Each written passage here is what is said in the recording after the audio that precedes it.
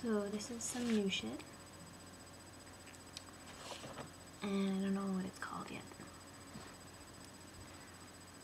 The sister asks, with her habit tight around the edges of what she calls herself, when did I get my call?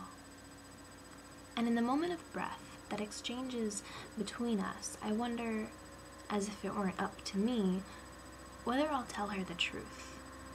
That the call I got was not from God as she knows him, as her husband who's left her to die for the sins of those who die in sin, so that she can play dress-up in the cold and barren house of spirit.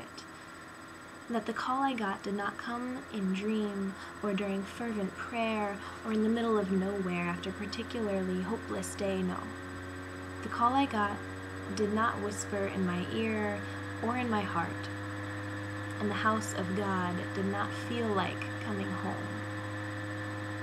The call I got was from a black woman with no professed religion, but whose heart is as pure as the Buddha's, and who describes her sexuality as curiosity and recommends it to others. She called to me in poetry that didn't rhyme either. The call I got was from a white man, a master in his own way of mindful living, who shared with me his experiences from silence on a cushion. He called to me in a language I don't know, with words that couldn't be translated. The call I got was from a politically incorrect, unhoused woman in the dead of winter in Washington, D.C., or maybe from my mother, or from the girl in a country not her own, whose one-day child I will one day raise, or from the boy who didn't know any better. And the day I got my call, it was to read.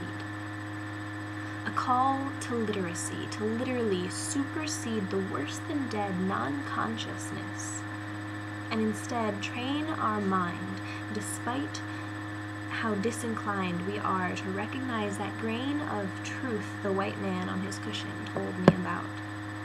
But cushions and silence don't suit me as well as my dancing shoes, so I stay up late with a flashlight under the covers, reading between the lines in my skin, because this body is a whole other story you'll never hear in a library, because it demands more than whispers. In fact, it demands ballots and picket signs, bear hugs and shrines, because this is my temple.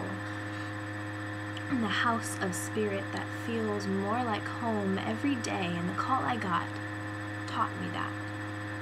And I wake every morning now with the knowledge that the revolution I will start, or lead, or finish, will be the revolution of our body's only companion. And there will be no marches. There will be dancing. And in the case of the Dalai Lama, really deep thought.